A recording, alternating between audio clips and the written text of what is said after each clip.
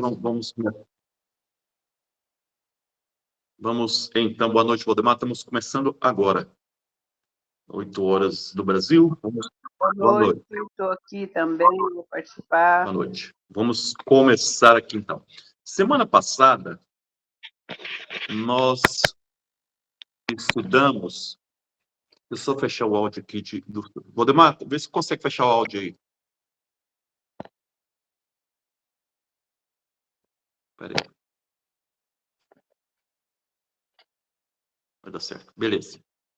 Semana passada, nós finalizamos a primeira parte do Evangelho de João, chamada aí o Livro dos Sinais.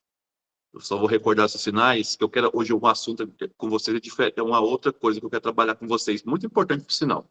Vai ajudar bastante vocês a compreender um pouco o pensamento de Jesus. Nós falamos aí dos 7 sinais que Jesus faz. Para quem está nos acompanhando, no livro de João, ele divide o livro dele em 2 grandes partes, o Evangelho. A primeira parte ele chama o Livro dos Sinais, que vai até o capítulo 12, versículo 50, Livro dos Sinais. Ele mesmo coloca esse nome, o Livro dos Sinais. E depois ele fala da hora de Jesus. O que é a hora de Jesus para o João? A morte e ressurreição. A morte e ressurreição. Por isso que quando Jesus fala, minha hora não chegou, quer dizer, a minha morte e a minha ressurreição ainda não chegaram. Tá? Então, é importante a gente entender esses 2 processos dentro do Evangelho de João. Então, a primeira parte nós finalizamos com esses 7 sinais, quais são esses sinais? Que as bodas de Caná, depois a cura do funcionário real, a multiplicação dos pães, Jesus que anda sobre as águas, a cura da pessoa que está na piscina de Betsaida, a cura do cego de nascença, e a última, e por isso que hoje eu preparei um assunto diferente, a última foi sobre a ressurreição do Lázaro. Eu dizia para vocês que participaram daquela aula que o João, isso é uma grande hipótese, tá, pessoal? É difícil você falar com certeza, é isso. Então, os biblistas, vamos dizer assim, alguns biblistas apontam que o João está falando de uma teologia batismal, do batismo. Renascer de novo significa renascer para o cristianismo, o batismo. Tá? Então, a morte, o batismo, ele é dividido em 2 partes. A morte, a nossa morte e a nossa nova vida. Tanto é que a palavra batismo significa, a palavra grega batismo significa imersão. Imergir. Você, ao entrar nas águas, batismo está ligado à água, imersão, você entra na água e sai uma nova criatura. As igrejas antigas, hoje não, mas as igrejas antigas furavam, ou fora delas, ou no fundo delas, um buraco em forma de cruz, normalmente em forma de cruz com a escadinha. As pessoas desciam nessa escadinha, ficavam no meio da cruz, aí o bispo vinha, jogava água na pessoa, né? Quer dizer, ali ela morreu para os pecados, aí a morte, Lázaro, a morte, e quando sai ali batizado, é uma nova vida, a ressurreição. Então, a comunidade antiga, isso que eu tinha dito na aula passada, a comunidade antiga, cristã, a palavra ressuscitar e batismo tinha mais ou menos o mesmo significado. Ressurgir significava ser batizado, fazer parte da comunidade cristã. Então, tomar muito cuidado, porque quando fala em despertar, acordar, ressuscitar, as comunidades cristãs muitas vezes estão falando aí de batismo. Tá? E possivelmente a ressurreição do Lázaro significa uma pregação do João sobre a teologia do batismo que ele está fazendo. Mas, e ali, quando a gente falava sobre isso, foi surgindo muitas dúvidas sobre a morte, sobre a ressurreição. Como é que os judeus veem essa morte, essa ressurreição? Então, hoje, a aula de hoje vai ser uma aula especial. Eu vou abrir mão aqui sair do Evangelho de João e vou dar uma aula hoje para vocês como que os judeus encaravam a morte, para vocês entenderem a mentalidade de Jesus.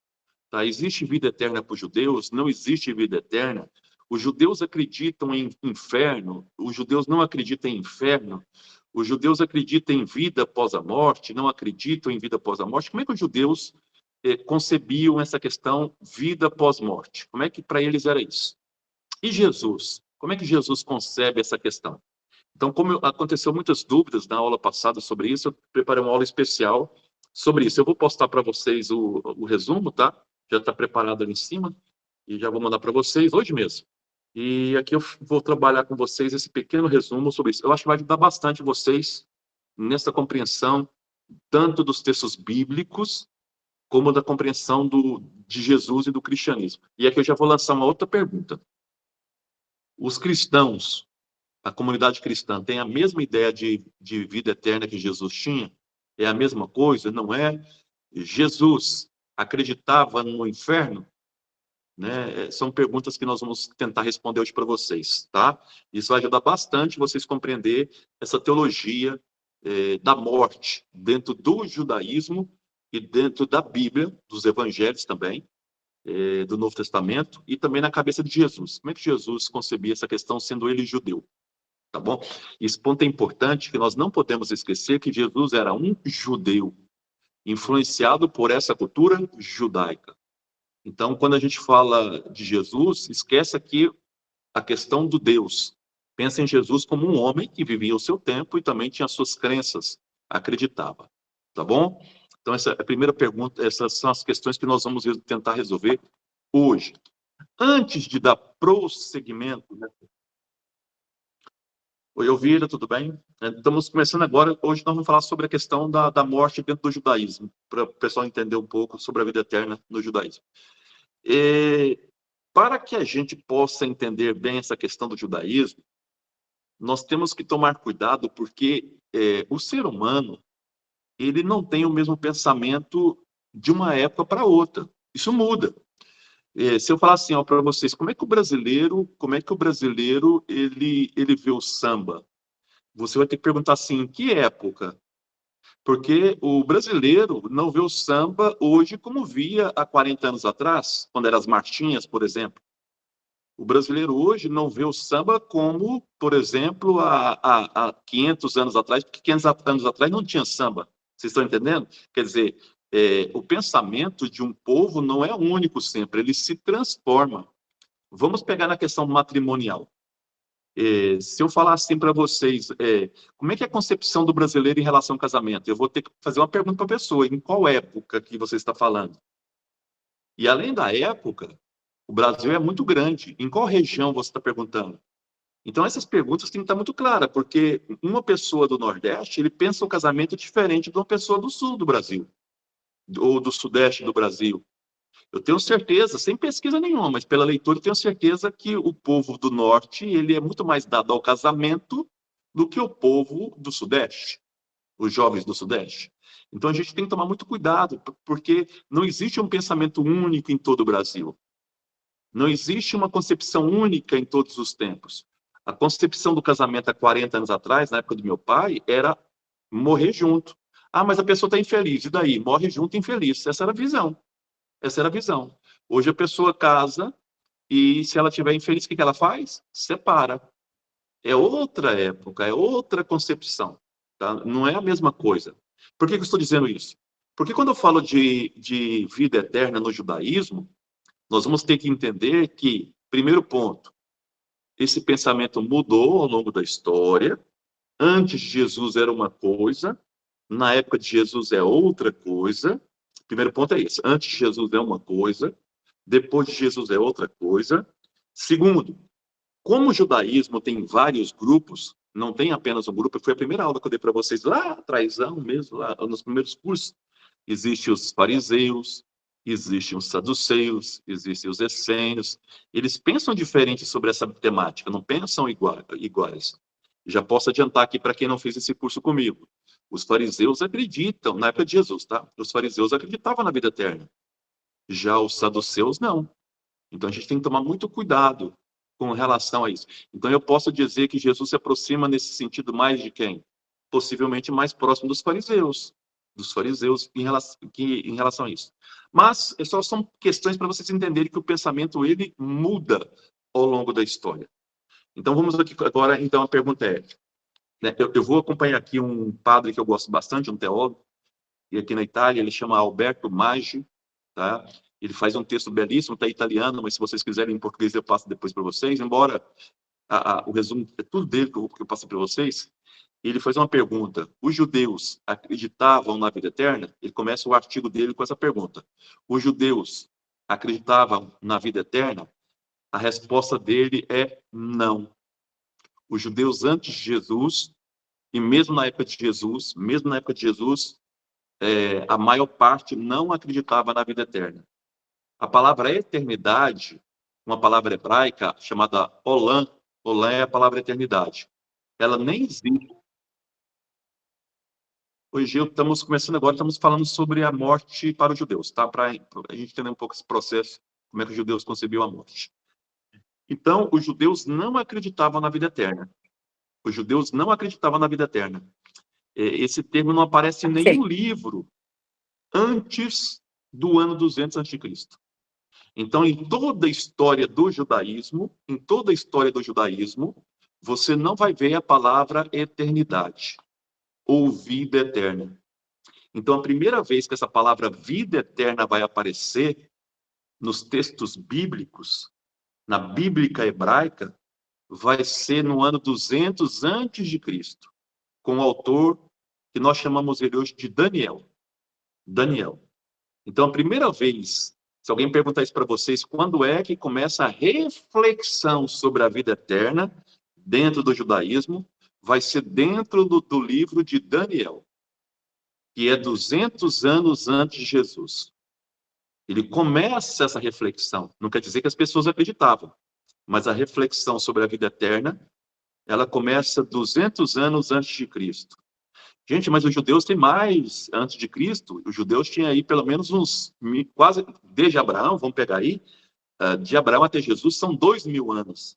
Eu estou dizendo que em 1.800 anos, os judeus desconhecem essa história de vida eterna. Os judeus não acreditavam na vida eterna. Guto, mas os saduceus não existiam nessa época. Os saduceus, eles vão existir a partir do ano 150 antes de Cristo, mais ou menos, tá? Os fariseus, saduceus. Daqui a pouco eu vou falar sobre isso. Mas só grava isso. Primeira informação: os judeus não acreditavam na vida eterna. Tá? Os judeus não acreditavam na vida eterna.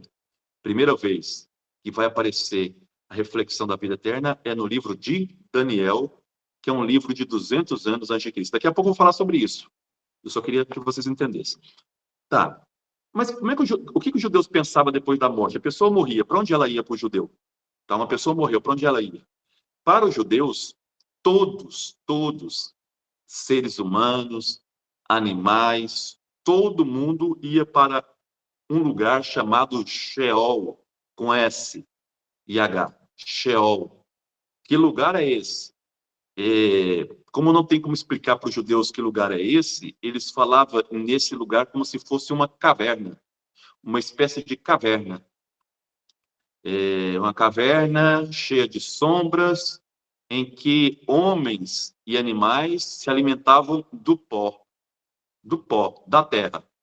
Era como se nós nos transformássemos em vermes. Essa era a visão dos judeus. E isso, tanto as pessoas boas como as pessoas ruins? Sim, todos. Para os judeus, todos. Homens e animais, todos iam para esse lugar chamado Sheol, que é um mundo, vamos chamar assim para ajudar vocês, um mundo subterrâneo. Um mundo subterrâneo que em metáfora, os judeus chamavam de uma caverna escura, onde seres humanos e animais se alimentavam do pó. Daqui a pouco eu vou falar sobre isso, vocês conhecem o termo do pó viestes, ao pó retornarás. Está ligado a essa ideia, tá? Então, os judeus não acreditavam na vida eterna. Morreu, vai para esse lugar. Ah, mas a pessoa foi muito boa, cuidou dos pais, cuidou da mãe, foi uma pessoa boa, e a outra matou 200 pessoas. Elas vão para o mesmo lugar? Para o mesmo lugar. Não existe vida eterna. Não existe. E esse lugar não tem um sentido de castigo. O Sheol não é um castigo. É o destino de todo mundo. Não é assim, lá não é um lugar ruim. Nem é um lugar bom. Não existe essa concepção de bom ou ruim. Você morreu, você vai para essa caverna. viver como se fosse um verme, comendo pó, como qualquer ser humano e animal. Para defender essa ideia, sobre essa questão de que todo mundo vai para o Sheol, apareceu um pregador. A palavra pregador em hebraico, a palavra pregador em hebraico é Coelet, que em português daria Eclesiastes. Não tem um livro na Bíblia chamado Eclesiastes? Então, esse livro Eclesiastes, tem o Eclesiástico e o Eclesiastes. Esse livro chamado Eclesiastes, ele vai dizer que todo mundo vai para esse lugar. Do pó viemos, para o pó retornaremos. Essa frase que a gente faz na Semana Santa, inclusive, tá? Do pó viemos, para o pó retornaremos. O que esse autor do Eclesiastes quer combater é a influência grega que começa a aparecer dentro do judaísmo. Daqui a pouco eu vou explicar isso. O Eclesiastes é um livro que vem combater a ideia de vida eterna, que começa a aparecer no judaísmo. Os gregos começam a influenciar os judeus, e alguns judeus já começam a acreditar nessa ideia de vida eterna. O livro do Eclesiastes foi escrito para combater a ideia de vida eterna. E ele, inclusive, tem uma frase que você conhece bastante: vaidade das vaidades, tudo é vaidade. Nós e os animais, nós teremos o mesmo destino, que é o Sheol, vai dizer o Eclesiastes. O que você tem que fazer? Aproveite a vida nesse momento. O destino nosso é um só. Seja homens, seja animais, vamos todos para o Sheol. Pessoal, vocês sabem de uma coisa que é importante. A religião, ela serve para estabelecer, vamos dizer assim, leis morais. Se todo mundo vai para o Sheol, como é que nós vamos compensar os bons? Se todo mundo vai para o mesmo lugar, qual é o sentido de viver nessa vida? Os judeus tiveram uma sacada muito interessante.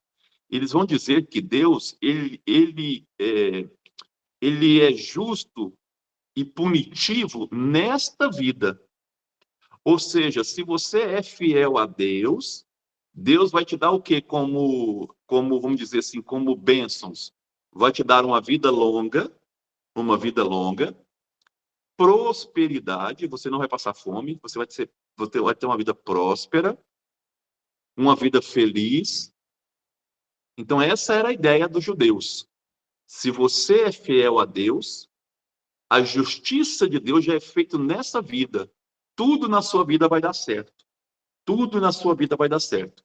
Deus derrama sobre você as bênçãos dele. Então, se você plantar, você vai ter resultado no seu plantio. Se você abrir um comércio, vai dar certo. Você vai viver muitos anos. Você vai ter uma vida feliz. Essa era a ideia dos judeus para aqueles que eram fiéis a Deus. E se você não é fiel a Deus, o que acontece com você nessa vida? Nessa vida, não depois da morte. Nessa vida, você vai ter uma vida curta, vai morrer cedo, vai ter uma vida desgraçada, no sentido de uma vida sem graça, sem a graça de Deus. Tudo que você fizer vai dar errado. Os pecados dos pais serão transferidos para os filhos. Era a forma deles explicar, por exemplo, as doenças físicas. Por que o fulano nasceu cego? Porque o pai dele pecou. Ou a mãe dele pecou. Então Deus está punindo quem? O filho, através do pecado dos pais. Isso está, inclusive, no livro, um dos livros do Pentateuco, chamado Deuteronômio. O Deuteronômio fala isso, que Deus pune os pecados dos pais nos filhos. Vocês lembram quando Jesus encontra isso no sexto sinal, ele encontra aquela pessoa cega, aquele rapaz cego, o que os apóstolos perguntam para Jesus? Quem é que pecou? Foi ele ou foi o pai dele? Os pais dele? Então, os apóstolos de Jesus tinham a mesma visão do livro do Deuteronômio. Olha a pergunta. Ele está cego porque foi ele que pecou ou foi os pais dele? Qual foi a resposta de Jesus? Nem ele, nem os pais dele. Jesus já tem uma visão diferente dessa. Daqui a pouco falar da visão de Jesus. Então, para os judeus, Deus, ele era justo na própria vida da pessoa. Se você é fiel às leis de Deus, você vai ser feliz, vai ter uma vida longa, tudo vai dar certo. Se você não é fiel, vai dar tudo errado para você e a sua vida vai ser curta. Mas depois o próprio livro do Deuteronômio vai fazer uma correção dizendo que não, que os pecados dos pais fica com os pais, os pecados dos filhos ficam com os filhos. O próprio Deuteronômio depois vai fazer essa correção, tá? Existe um profeta chamado Ezequiel, que inclusive é contra essa visão. O Ezequiel fala o seguinte, que cada um paga a sua própria conta. Os pais pagam as suas contas, os filhos pagam as suas contas. Esse é o profeta Ezequiel, que não existe essa ideia de transferência de pecado para os filhos. Mas, de qualquer forma, o que eu quero falar para vocês é que os judeus não esperam a recompensa pós-morte. Para os judeus, não existia essa recompensa pós-morte. Todo mundo ia para onde? Para o Sheol. Todo mundo. Bons e ruins, todos vão para essa grande caverna com sombras, viver ali, não nessa ideia de vida eterna ou de morte eterna. Simplesmente era o lugar dos mortos. O Sheol é o lugar dos mortos, seja para animais, seja para os seres humanos. Ali vivem nas sombras, ali come o próprio pó da terra. Essa era a visão. Não tinha ideia de recompensa ou castigo eterno. Estou dizendo para vocês, portanto, que os judeus não têm essa visão de inferno e nem a visão de céu.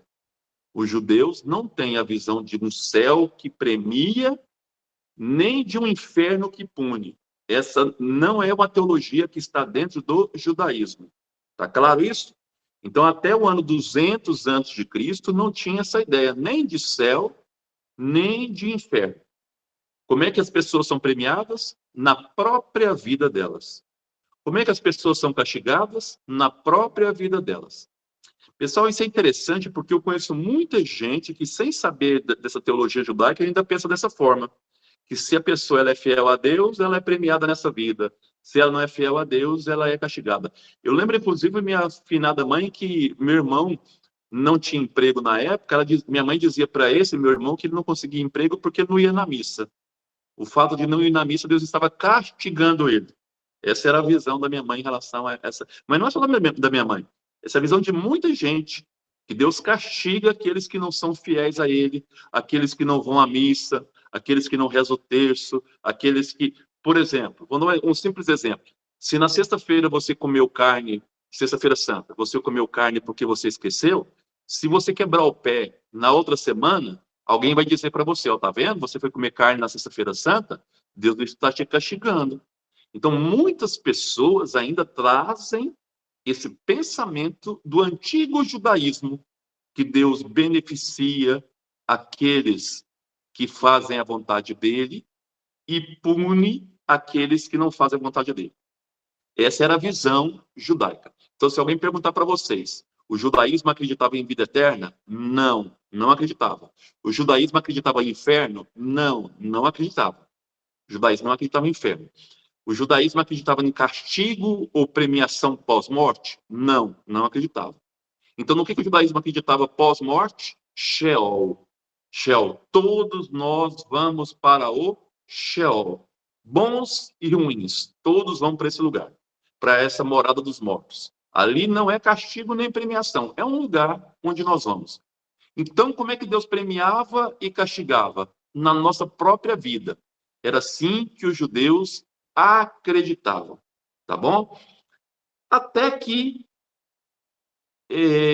um autor desconhecido, nós não sabemos quem é até hoje, mas que nós chamamos ele de Jó. Ele tem um livro chamado Livro de Jó. O livro de Jó vem questionar essa teologia que diz que os justos só recebem prêmio de Deus. Porque o Jó era um homem justo, isso está lá no livro, lá, vocês podem ler. Jó era justo, seguia todos os mandamentos da lei de Deus. O que tinha que acontecer com Jó? Só coisa boa, segundo essa teologia judaica. Mas o que aconteceu com Jó? Ele perdeu, primeiro, fortuna, perdeu saúde, perdeu família. A vida do Jó virou o termo bíblico isso aqui, tá, pessoal? Uma desgraça. Assim tornou a vida do Jó. O que é desgraça? Uma vida completamente sem Deus. Sem Deus no sentido assim, de punição. Em vida. E interessante que os amigos do Jó procuravam ele para dizer assim, mas Jó, veja a sua vida, às vezes você pecou, às vezes você não obedeceu a Deus em alguma coisa. O que o Jó respondia? Eu sou fiel a Deus. A culpa da minha desgraça não é minha, dizia ele. Então, o autor desse livro, de Jó, está questionando essa teologia em que afirmava que Deus premiava aqueles que eram justos, porque o Jó era justo e não foi premiado, só sofreu na vida. Por que esse autor está dizendo isso, escrevendo isso? Porque, grave bem que eu vou dizer que isso é muito importante. Os judeus, quando eles voltam do exílio da Babilônia, quando é que os judeus voltam do exílio da Babilônia? No início do século VI. No fim do século VI, os judeus voltam do exílio da Babilônia, e lá na Babilônia, esses judeus que estão voltando, eles trouxeram não apenas a mudança para casa, eles trouxeram também muito da visão dos babilônicos. Os judeus, até então, até o século VI, antes de Cristo, pessoal, tudo que estou colocando aqui é antes de Cristo. Até o século VI antes de Cristo, os judeus não acreditavam nem em anjos, nem em demônios. Foi na Babilônia que os judeus começaram, então, a ter acesso a essa teologia de seres espirituais. Portanto, o livro de Jó foi um livro escrito depois do exílio da Babilônia. E o autor queria introduzir um terceiro elemento na teologia. Qual é o terceiro elemento? Agora presta muita atenção. Se um homem é justo diante de Deus e ele sofre, a culpa é do homem? Não. Se ele é justo, não pode ser culpa dele. A culpa é de um Deus que é bom e justo? Também não. De quem é a culpa? Do terceiro elemento. De uma entidade espiritual, tá? De uma entidade espiritual que nós vamos chamar depois de demônio. Então, o livro de Jó está introduzindo, pela primeira vez na história do judaísmo, essa figura do demônio. Então, quando o ser humano sofre e ele é justo, a culpa não é nem de Deus pelo sofrimento dele, nem dele próprio, mas é o próprio demônio que está causando isso nele. Então, o livro de Jó acrescentou esse terceiro elemento, a figura do demônio, dentro da teologia judaica. Mas mesmo aqui ainda não tem essa ideia de uma punição na vida eterna. Não existe isso ainda. Como eu falei para vocês, agora presta muita atenção onde vai começar a mudar esse pensamento. No ano 200 a.C., os gregos, eles dominaram a Terra Santa. Um homem que foi, inclusive, um dos generais do Alexandre o Grande era grego, um homem chamado Antíoco, ele, então, conquista a Terra Santa, conquista Jerusalém, e, aos poucos, então, começa a ter uma influência grega em cima dos judeus. E o primeiro que vai escrever sobre a vida eterna, como eu falei para vocês, foi um homem, nós não sabemos o nome dele, esse autor ainda é desconhecido o nome dele, mas o livro é chamado Daniel. Nós nem sabemos por que chama Daniel. Então, nesse livro de Daniel, esse autor, ele queria encorajar as pessoas a continuar lutando contra o Antíoco. O Antíoco é um dominador, ele é um grego. Então, esse autor do livro do Daniel, ele quer reforçar a coragem das pessoas.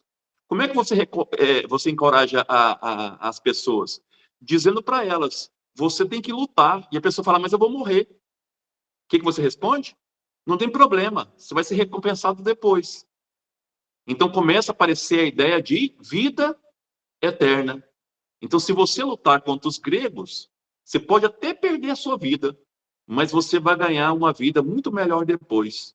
É aí que surge pela primeira vez na Bíblia hebraica, tá? Na primeira vez que surge na Bíblia hebraica, essa palavra eternidade. Isso foi no ano 200 antes de Cristo. É a primeira vez que vai aparecer. Isso não quer dizer que todo judeu concordava com isso. Pelo contrário, essas ideias novas de eternidade, elas apareceram como sendo ideias heréticas, porque os judeus não acreditavam nisso. Então, essas ideias que estão aparecendo no livro de Daniel foram vistas como suspeitas, essas ideias, como ideias não ortodoxas, como ideias que não estão. Por quê que não são ortodoxas? Porque não está na Bíblia nossa. Nos 5 livros lá do Moisés fala de eternidade? Não. Fala de vida eterna? Não. Então, essas ideias são invenções, eles diziam. Tá? Então, a ideia de eternidade, de vida eterna, não era uma ideia aceita pelos judeus, mas ela está sendo introduzida por quê? Para encorajar os judeus a lutarem contra os gregos. Na Bíblia chamada Livro dos Setentas, que é aquela Bíblia hebraica traduzida para o grego, chamada a nossa Bíblia Septuaginta, existe um livro chamado Macabeus. Esse livro Macabeus não tem na Bíblia dos protestantes, por exemplo. Ele é um livro de tradução grega, Macabeus. É mais ou menos 160, no segundo livro de Macabeus, aparece de novo a ideia de vida eterna. Qual que é o sentido? O mesmo de Daniel. Incentivar os judeus na luta contra os gregos. Então, no livro de Macabeus, vai aparecer esse incentivo da vida eterna. Se você perder sua vida agora, você vai ganhar a recompensa em uma outra vida. Não se fala de céu, não se fala de inferno, fala de uma outra vida. Só fala isso, tá bom? Então, antes de Jesus, quais são os livros que constam na Bíblia que fala de eternidade? Livro de Daniel, que é na versão hebraica, livro de Daniel, e na versão não hebraica, que é a versão grega da Bíblia que os católicos adotam, chamado Septuaginta, no livro chamado Livro de Macabeus. São os 2 únicos lugares que vocês vão encontrar sobre a eternidade. Então, se alguém um dia for chamado para dar alguma palestra sobre vida eterna, não adianta nem ler os outros livros que vocês não vão achar nada.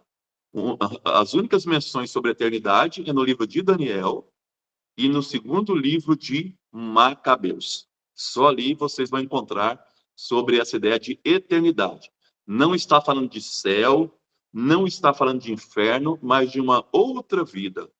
Uma recompensa em uma outra vida que nem Daniel, nem o livro de Macabeus define como é essa vida. Só fala de recompensa nessa outra vida. Tá bom? Nós estamos falando aí de 200, livro de Daniel, 160, 150, livro de Macabeus, antes de Cristo. Tá? Então, só entre 200 e 150 anos antes de Jesus que começa a aparecer essa ideia de eternidade. Tá, mas, de novo, vamos afirmar, os judeus não acreditavam na vida eterna. Tanto é que essas ideias, seja do Daniel, seja as ideias contidas no livro de Macabeus, são ideias que os judeus enxergam como ideias errôneas, porque não está nos 5 primeiros livros da Bíblia judaica, que nós chamamos de Pentateuco, não está ali. Então, se não está ali, essas ideias são novidades que os judeus não aceitam elas. Os judeus serão contra essas ideias. Quando eu falo judeus, principalmente no século II a.C., um grupo chamado grupo dos saduceus. Os saduceus, que eram os religiosos oficiais, o responsável pelo colégio sacerdotal, eram os saduceus, eles são contra essa ideia de eternidade. Até bom, agora vocês, estou falando aqui, já tinha falado isso lá atrás, mas agora vai ficar mais claro, porque os saduceus são contra essa ideia de eternidade, porque ela não aparece nos livros antigos da Bíblia. Então, os saduceus, esse partido dos saduceus, que é responsável por eleger, por exemplo, o sumo sacerdote, eles, né, não acreditam e não defendem a ideia de vida eterna. Tem uma hora que os saduceus chegam em Jesus e questionam Jesus sobre a vida eterna, porque eles falam para Jesus, não tem vida eterna. O que Jesus responde para eles? Se não tivesse, por que na Bíblia está dizendo o Deus de Abraão, o Deus de Isaac, o Deus de Jacó? Se Deus é Deus dos mortos ou é dos vivos? Jesus faz esse questionamento. Então, Jesus vai acreditar numa vida eterna, tá? Eu vou explicar depois o que é essa ideia de vida eterna. Mas só para mostrar para vocês que os saduceus, o grupo religioso oficial, não acreditava nessa ideia de vida eterna. No século II a.C. ainda aparece um outro grupo, esse de leigos, mas estudiosos, são leigos estudiosos da Torá, do Pentateuco e tudo mais. Esse grupo vai defender a ideia de uma eternidade. Eles não são bem vistos no judaísmo, por isso. É o grupo dos fariseus. Os fariseus é um grupo que, na época de Jesus, abertamente, é o único grupo que abertamente defendia a vida eterna. Você não vai ver isso nos essênios, você não vai ver isso nos zelotes, você não vai ver isso nos saduceus. O único grupo na época de Jesus que defendia abertamente a ideia de uma vida eterna, será o grupo dos fariseus. É o único grupo que vai trabalhar com essa ideia de vida eterna, será esse grupo dos fariseus. Tá? Então, eles vão começar a desenvolver uma teologia da ressurreição, em que a recompensa de Deus é deixado para depois da morte, não mais na vida, nessa vida, mas para depois da morte. Eles começam a defender isso. Tá bom?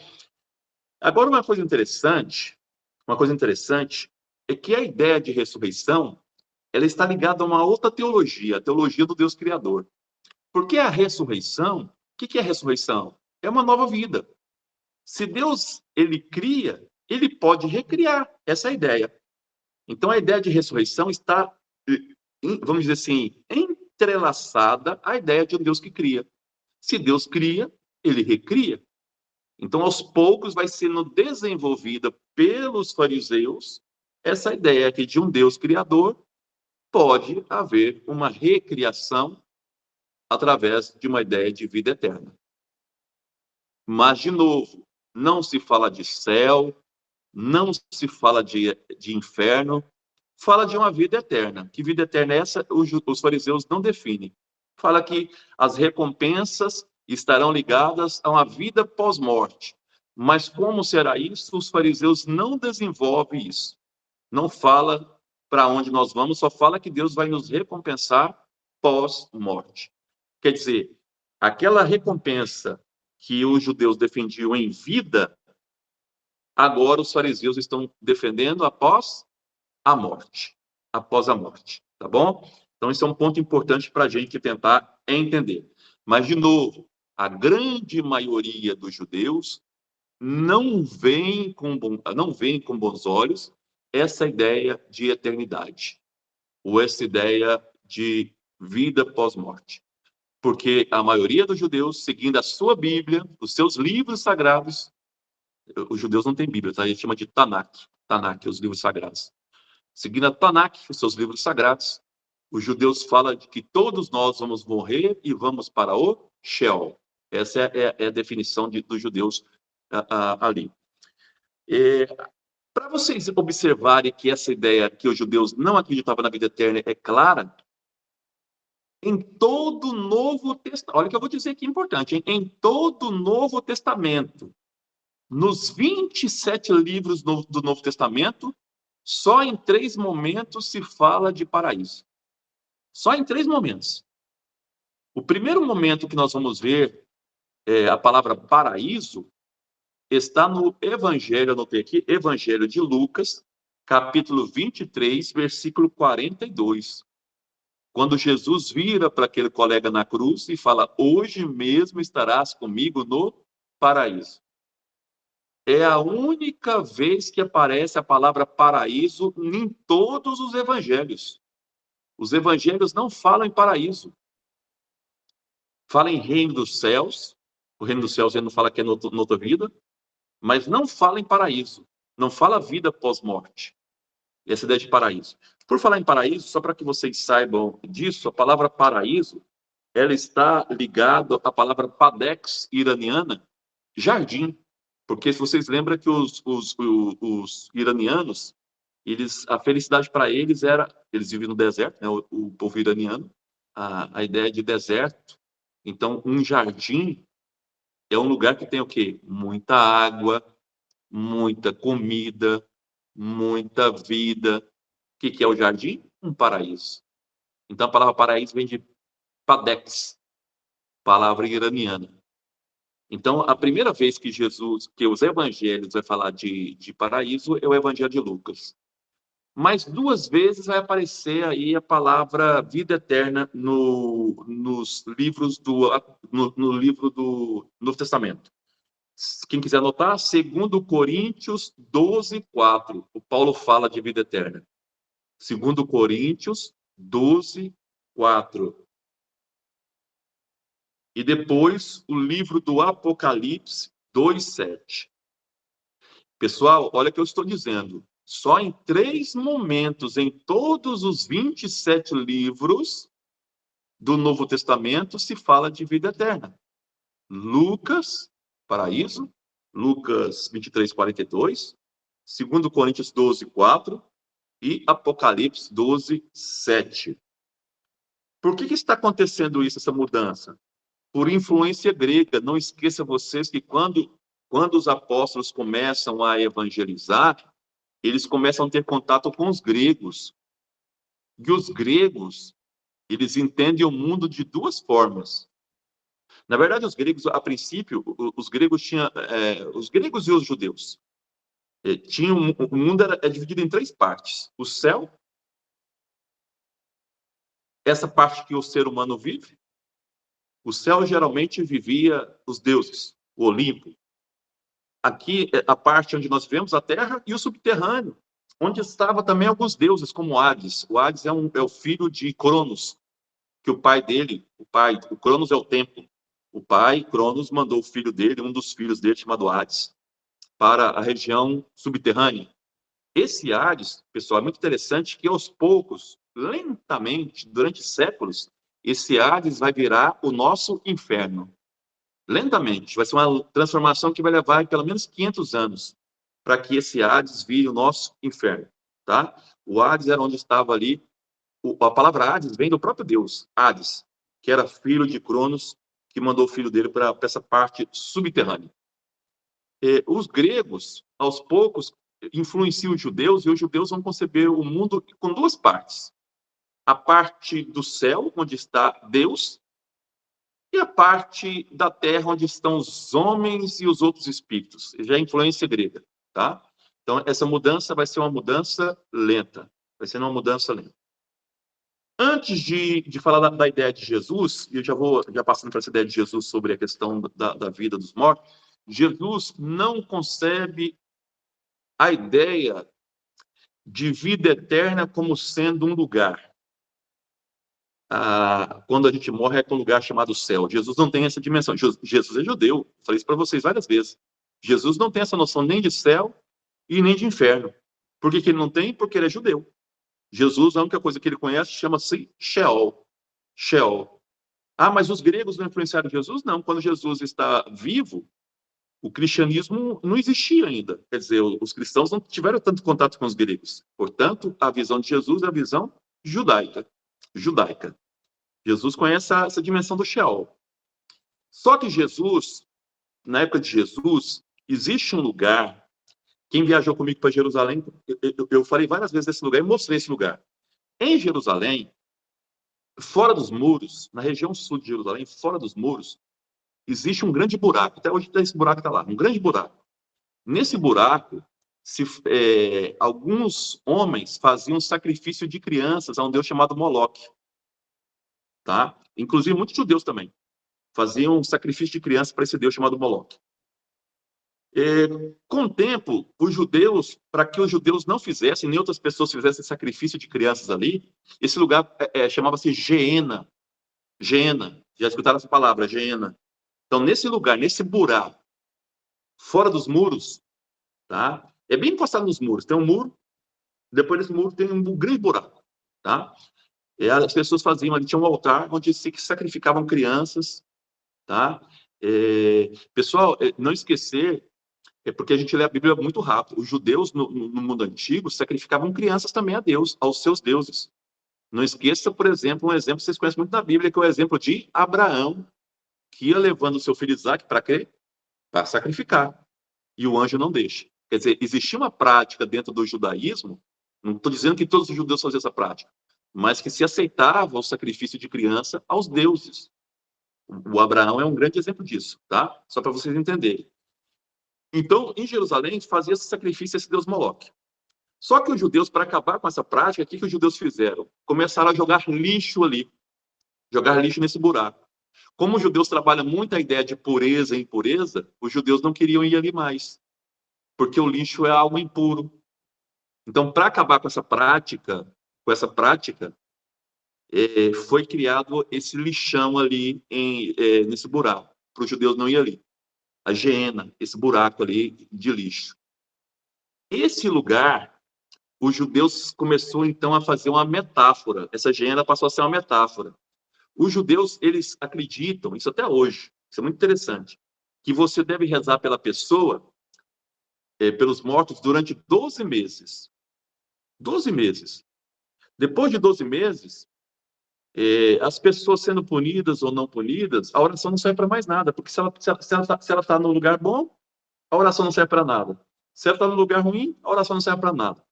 Então, o que se fazia? Ali na Geena, se jogava os corpos e depois de um ano se queimava, botava fogo. As pessoas desapareciam. Então, Jesus usa essa ideia da Geena para dizer o seguinte, essa é a visão de Jesus, vou passando para a visão de Jesus. Jesus não fala de inferno, mas ele fala de Geena. Por que ele fala de Geena? Geena para Jesus é uma metáfora. Todos aqueles que não lutam pela vida, eles automaticamente estão do lado da morte. E, portanto, se assemelham àqueles que são jogados na Geena, que serão queimados. Tinha que botar fogo no lixo. Até hoje a gente faz isso.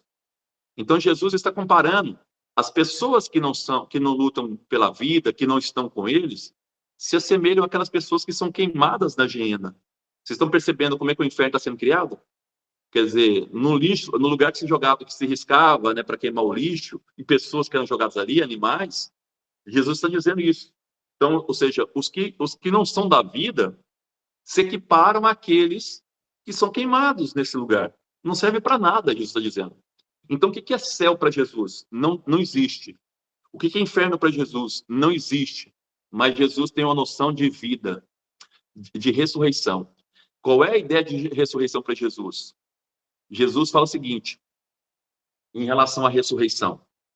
Ressurreição para Jesus chama-se qualidade de vida. Uma vida que supera a morte. As pessoas que fazem bem, as pessoas que estão com ele, ele mesmo diz, não morrem jamais. Porque essas pessoas, elas entenderam o significado da existência, fazer o bem, amar. Existe uma transformação do ser humano. O ser humano se torna eterno e é lembrado pelo resto da vida. Então, a forma de você se transformar é pelo bem, é defendendo a vida, é estando com Jesus. E aí tem uma frase de Jesus que ninguém presta atenção. Jesus não falou assim, ó, venham e comunguem do meu corpo e do meu sangue. Ele fala, comam da minha carne e bebam do meu sangue. O que significa isso? Comer a carne de Jesus e beber do sangue. Ser um com Jesus. Lutar por tudo aquilo que Jesus lutou. Fazer tudo aquilo que Jesus fazia. Isso é comer a carne e beber o sangue de Jesus. Então, comer a carne e beber o sangue de Jesus, para Jesus, significam sejam um só comigo. Eu luto pela vida, lutem pela vida. Eu sou amor, sejam amor. Eu acolho os excluídos, acolho os excluídos. Assim, sua vida ela é transformada numa qualidade que ninguém jamais experimenta. Pessoal, aqui vocês já são de idade como eu, quando você faz o bem, existe uma alegria interna que ninguém sabe explicar. Isso é vida para Jesus. Isso é ressurreição para Jesus. Isso é estar com Jesus. O Sócrates falava assim que o bem é um bem em si mesmo. Agora, quando você faz alguma coisa errada contra o ser humano, é um inferno. A tua vida diminui, você vive uma tristeza, a sua vida perde em qualidade. E aí o cristianismo foi pegando essa ideia de Jesus, uma vida com qualidade, uma vida que tem, a palavra é essa, uma vida de significado. Isso é ressurreição. Quem está com Jesus não morre, porque a vida dela passa a ter significado. Porque nascemos para isso. Somos filhos de Deus. A vida passa a ter um sentido único. Não morre jamais. E aí os cristãos, a partir dessa ideia de Jesus, os primeiros cristãos, eles vão dizendo que pós-morte, a nossa vida não acaba. Que nós passamos por uma grande metamorfose, uma grande transformação. E aqui fica bem claro, os primeiros cristãos não falam da vida eterna das almas. Eu até peguei aqui, anotei, eu acho que não está aqui, está no outro lado. Existe um santo da igreja chamado São Justino. Diz o seguinte, que todos aqueles que defendem a vida eterna das almas não são cristãos. Porque um cristão não defende vida eterna de alma, defende a ressurreição do ser, corpo e alma. O cristianismo não aceita, nós chamamos isso da patrística, tá? Não aceitava essa ideia de ressurreição de uma alma que vai para um lugar, mas uma transformação total do ser. Quer dizer, essa minha vida, em que o biológico falou mais alto, vai ser transformado e lentamente aquilo que era menor, que era a parte espiritual, vai aumentando e o biológico vai diminuindo, mas vai havendo uma transformação e eu serei um novo ser depois da vida. Isso é ressurreição para o cristianismo. Quer dizer, é uma transformação de corpo, alma e espírito numa nova vida depois da morte. E é engraçado que nós católicos, que eu vou falar para quem é católico, você nunca reza, eu creio na ressurreição das almas. Você diz, eu creio na ressurreição dos mortos. Dos mortos. Morto é um ser completo, alma e corpo. Não, o Santo Agostinho, uma vez, uma pessoa questionou ele, falou assim, mas se vocês acreditam que o corpo ressuscite, e uma pessoa que foi queimada, como é que ela vai ressuscitar? A resposta do Santo Agostinho é brilhante. Deus tem o poder de juntar aquilo que o homem espalhou. As cinzas, por exemplo. Então, Deus é capaz de fazer isso. Ele tem poder para unir esse corpo novamente. Então, o cristianismo, eu até anotei isso, a primeira vez que vai aparecer a ideia de vamos dizer assim, de céu dentro do cristianismo, essa ideia de céu, de inferno, vai ser no século V. No século V. Tá? Só no século V começa a aparecer essas ideias de inferno. Não existia a ideia de inferno antes do século V. Eu vou até recuar um pouco, porque essa informação do autor aqui, ele fixa o século V, eu vou voltar ao século IV. No século IV começa a aparecer essa ideia de inferno. Século IV e século V. Tá? Vou colocar esses dois séculos aqui para vocês entenderem. Aí que começa a aparecer a ideia de inferno. Antes não existia essa ideia de punição, essa ideia de castigo. Jesus fala de uma vida com qualidade. O que é o reino de Deus? O reino de Deus é um reino de justiça. É um reino de equidade. Onde que a gente vai viver esse reino? Agora. Jesus não fala que nós vamos viver esse reino depois. Sempre quando Jesus fala, ele fala do agora. Jesus nunca fala, vocês vão viver o reino de Deus depois. Mas ele fala aqueles que perdem a sua vida. O que é perder a sua vida? Perder no sentido de não se preocupar com a vida no sentido de vida material, mas aqueles que vivem para o bem. Aqueles que perdem a vida vão ganhá-la, porque ela vai passar a ter uma qualidade melhor. Aqueles que estão comigo vão ter uma qualidade de vida melhor. A vida vai ter sentido. As pessoas vão entender o sentido da vida. Então, esse sentido, aos poucos, vai se transformando dentro do cristianismo numa vida pós-morte, em que nós acreditamos, até hoje é isso que o cristianismo defende, tá? Oficialmente falando, que quando a gente morrer, a nossa vida vai ser uma vida transformada, num corpo glorioso e numa alma gloriosa, tá? Juntos, não separados. Eu sempre falava isso, quem participava das missas comigo, vamos rezar pela alma do fulano, falou assim, não, vamos rezar pelo fulano. Não existe alma separada. Não aceitem isso nas paróquias. Rezar por almas. Isso não faz parte do cristianismo. Vou pegar o Santo Justino de novo. Aqueles que falam de ressurreição das almas, em vida eterna das almas, não são cristãos. Tinha um padre em Campo Grande que chamava Padre Marco... fugiu o nome dele. Faleceu. Marconi. Ele dizia o seguinte, alma sem corpo é fantasma. Cristianismo não acredita em fantasma. Não existe alma sem corpo. Quando ressuscita, ressuscita o todo. Esse corpo será transformado em algo. Eu não sei o que é esse algo, mas a gente fala que é algo glorioso. E essa alma, que foi influenciada por esse corpo também, vai se transformar numa alma gloriosa. Isso é o que o cristianismo defende como ressurreição. Mas é uma construção. Isso não está no judaísmo. Não sei se vocês entenderam isso. Isso não faz parte da teologia de Jesus. A teologia de Jesus em relação à ressurreição é uma qualidade de vida, um significado de vida. Então, eu vou definir bem claro: ressurreição para Jesus é vida.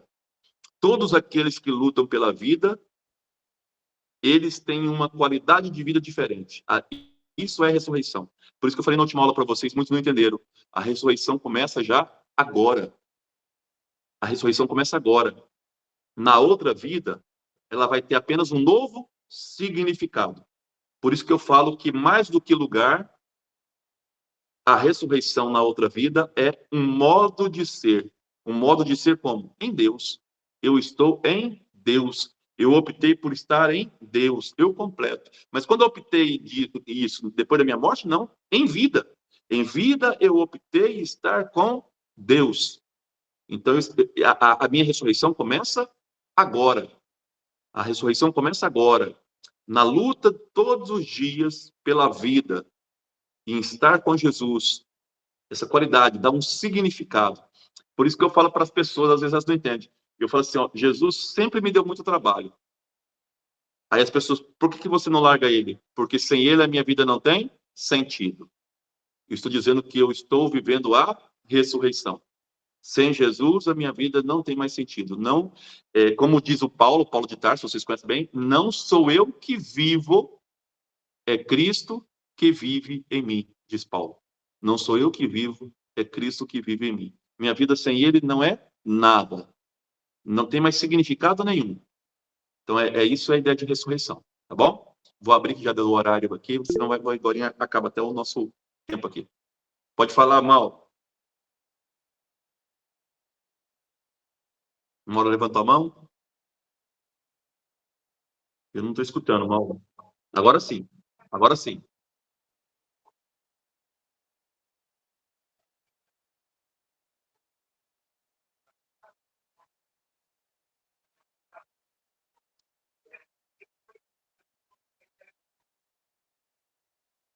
Idade Média. Já vou responder século XII. Antes do século XII não tem isso, não. É um processo histórico, Mauro. É por isso que eu falo assim, a teologia ela não nasce do dia para a noite, entendeu? É um processo muito longo. Essa ideia do purgatório, como nós entendemos, rezar pelos finados e tudo mais, é do século XII. Existe um livro belíssimo, peço que vocês leiam antes de morrer, chamado O Nascimento do Purgatório. O historiador chama-se Jacques Legoff. Muito bom esse livro. Ele fez toda uma leitura histórica de tudo isso que eu estou falando para vocês aqui. Jacques Legoff. O Nascimento do Purgatório. Tá bom? Século XII, começa essa ideia. Antes não tem.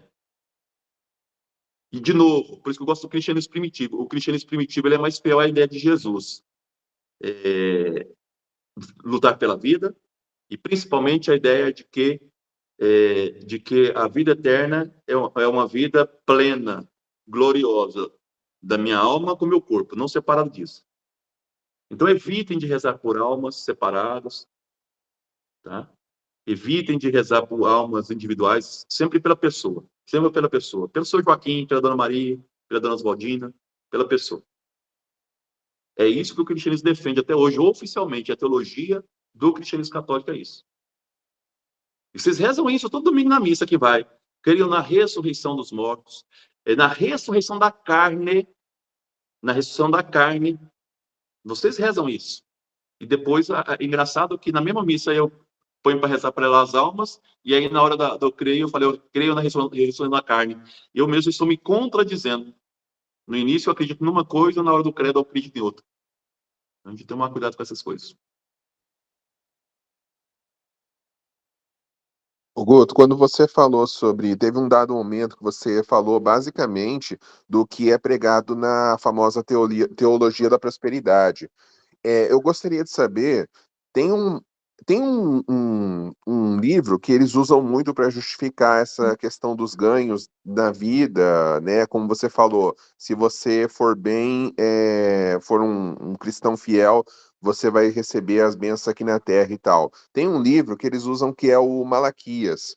Eu queria saber se esse Uhum. livro foi escrito em que época. E segundo, eu queria perguntar se essa aula está sendo gravada, você vai deixar disponibilizada Sim, lá no uma hora você canal? grava, não. Porque Sim, seria grava. muito interessante, eu gostaria de assistir de novo, porque tem bastante coisa, bastante informação ali que eu achei relevante. Sim, eu boto gravando. Esses livros eu vou pegar a da 7, depois a gente passa Malaquias, mas o mais importante de Malaquias para a teologia da prosperidade é Deuteronômio. Deuteronômio é mais importante até do que o próprio Malaquias. Só que esse livro da teologia, só que Deus não fala teologia da prosperidade, não. Essa linguagem é mais uma linguagem neopentecostal. Teologia da graça, que eles chamam os judeus. Só que o próprio livro de Jó, vamos dizer assim, faz uma crítica a essa visão. O próprio livro de Jó faz uma crítica a essa visão. Uma coisa interessante aqui, o Rafael, é que isso é interessante porque se você observar os pentecostais e os neopentecostais, eles são muito mais ligados à teologia judaica do que à teologia cristã. E eu falo em relação a livros, tá? Eles pegam muito mais o livro do Antigo Testamento do que do Novo Testamento. Pode observar. Justamente porque isso sustenta hoje a teologia da prosperidade, para muitos deles.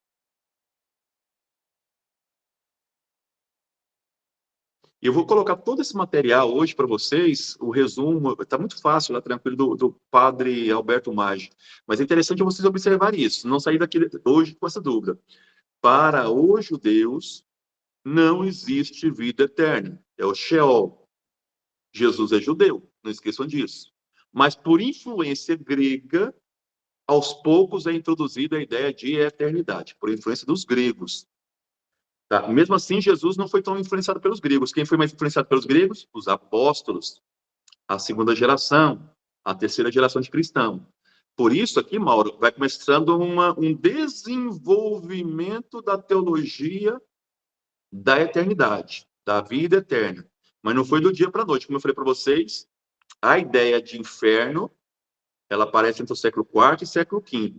De onde os cristãos tiraram isso? Principalmente da ideia de Sheol, da ideia de Hades grega e da ideia de Geena, do lixão de Jerusalém.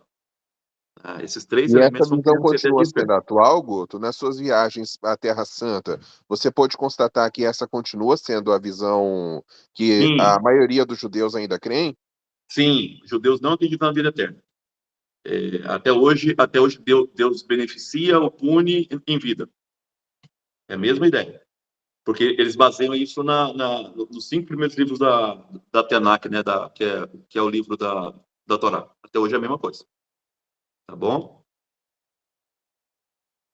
E Jesus era judeu, isso que eu quero frisar para vocês. Então, a ideia de Jesus, quando Jesus falar de bem-aventurados, tá, isso, de fome, me deixe comer e tudo mais, ele está falando de agora. Jesus não fala de uma vida pós-morte. Jesus fala do agora. O reino de Deus, o reino de justiça é para agora. Jesus não fala pensando daqui no futuro, não. Tá? Isso não está na cabeça de Jesus. Jesus fala do agora. O que é vida eterna para Jesus? Lutar pela vida, qualidade de vida, é a luta contra a morte diária, o que Jesus fez a vida toda. Por isso que Jesus ele já está ressuscitado antes mesmo de morrer, porque o que mais fez foi lutar pela vida o tempo todo. Tem uma vida que tem mais significado do que a vida de Jesus, que é o tempo todo uma vida interligada com Deus, com os planos de Deus, e ele chama isso de reino dos céus, ou reino de Deus. Tá bom? Então, os caras perguntam, Guto, você vai ressuscitar? Eu não só vou ressuscitar na vida eterna, mas eu já estou ressuscitado agora, quando eu estou ligado a Deus. Mas quando eu me desligo de Deus, eu quebro esse elo de ressurreição. Por isso que a conversão ela tem que ser diária. A ressurreição. Então, o que é converter? Sempre buscar a ressurreição diária, esse vínculo com Deus. Então, comer, de novo, não é comungar. Essa palavra no cristianismo ela veio muito mal, comungar. Comer a carne e beber o sangue é pensar como. Então, o Padre Zezinho fala isso: pensar como Jesus pensou, falar como Jesus falou, sentir o que Jesus sentia. Isso é comer a carne e beber o sangue. Viver a vida de Cristo. Tá? E ao ponto do Paulo falar: não sou eu que vivo, é Cristo que vive em mim. Não tem mais outro sentido. A vida não tem mais outro sentido a não ser isso. Eu e Cristo somos um. Como Jesus falava, eu e o Pai somos um. Nós temos que falar, eu e Cristo somos um. É Ele que vive em mim. Então, essa ideia de ressurreição em Jesus Cristo. Qualidade de vida, significado de vida. E nós só temos isso quando lutamos com os valores de Deus. Sem isso, minha vida perde o significado, ela é triste. Por isso que eu posso ter doença, por isso que eu posso ter sofrimento, achar que eu tô, ter problemas na vida, que eu vou estar sempre com um sentido diferente de vida. O cristão sempre teve isso. É interessante que os cristãos, quando iam para o martírio, as pessoas, está nos documentos, como é que essas pessoas vão de forma serena para a morte? Porque eles tinham qualidade de vida, sabia o sentido da vida. Tá? Eu terminei a aula aqui lembrando de uma santa chamada Perpétua. Perpétua tinha ganhado neném, Perpétua tinha ganhado neném, e o pai dela era muito influente. O pai dela era muito influente e entrou em contato com membros do jurídico romano para libertar a Perpétua, porque ela tinha um filho recém-nascido. E aí ele falou: tudo bem, se ela negar Cristo, negar que é cristã, a gente libera ela agora mesmo e ela pode sair e pegar o bebê. O bebê já estava sendo cuidado pela comunidade. Ela pode sair agora mesmo, só ela negar Cristo. O pai dela foi lá na cadeia, falou: filha, eu conversei com a pessoa, basta você negar Cristo, você pode sair agora. Você tem um filho para cuidar, você tem que amamentar, essa criança precisa de você. E ela virou e falou assim: pai, o que você vê ali na mesa? O pai diz: eu vejo ali um objeto, um utensílio qualquer lá, que eu não lembro qual é, um objeto. Ele falou: aquele objeto pode se transformar em outra coisa a não ser aquilo que ele é? O pai falou: não. Exatamente isso. Eu não posso me transformar em coisa que eu não sou. Eu sou cristã e não posso abandonar isso. Mas você vai morrer. Aí ela falou assim: eu sei que eu vou morrer. Mas eu não posso deixar de ser uma coisa que eu não serei. Eu sou cristã. Então, ela morreu porque ela encontrou uma coisa que Jesus defende, que fala sentido da vida. O sentido da vida.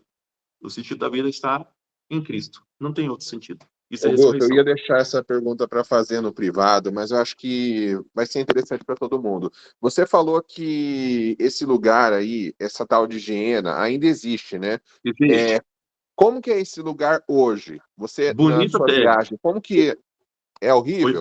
Bom, É um buraco, mas hoje tem mosteiros, tem árvores, tem plantas, hoje está bonito. E segundo o cristianismo, foi nesse lugar da Giena que o Judas se enforcou, tá? Só para mais um acréscimo de informação. Segundo os cristãos, foi na Giena que Cristo... Eu vou mandar foto da Giena para vocês, eu tenho essa foto aí, para vocês verem a Giena. Tá? Que foi um grande lixão em Jerusalém. E Cristo vai usar essa metáfora para dizer que aqueles que não lutam pela vida são equivalentes àqueles que são queimados na Giena, né? Então, é só para mostrar isso. E aí vai surgindo a ideia de inferno. Jesus não falou de inferno. Ele usou um lixão, pessoas que eram queimadas ali, objetos, para lembrar isso. Uma vida sem sentido é como aquele lixo queimado, como aquelas pessoas queimadas ali. Perdem sentido, não tem mais sentido nenhum. Então, isso eu quero falar para vocês. A ideia de céu, a ideia de inferno é um processo longo que vai sendo criado. E o inferno, embora apareça no século V, não tenho dúvida, o inferno ele é muito mais forte na Idade Média, principalmente no século XIV, quando aparece uma grande peste na Europa chamada peste negra, a peste bubônica. Ali o inferno ganha um colorido todo especial como nós conhecemos hoje. Demorou isso acontecer, tá bom? Eu vou colocar o material depois para vocês, quem tiver dúvida pode ir perguntando. Só queria mostrar para vocês um pouco a cabecinha de Jesus e dos judeus em relação a essa questão de vida eterna, para vocês entenderem. Quando Jesus ressuscita o Lázaro, não tem a possibilidade dessa ressurreição que vocês imaginam. Só para vocês entenderem isso. Porque Jesus fala de outro tipo de ressurreição. Portanto, o João está falando de uma teologia batismal. E uma teologia batismal dá sentido à nossa vida. É no batismo que nós nos tornamos um outro ser, uma nova criatura. E isso é uma teologia paulina, uma nova criatura. O homem velho tem que ser abandonado para nascer um homem novo. Isso é Paulo. Veja como é que os textos estão interligados, só para vocês entenderem essas questões, tá bom? Fiquem com Deus, até mais, pessoal. Até mais. Amém. Boa noite.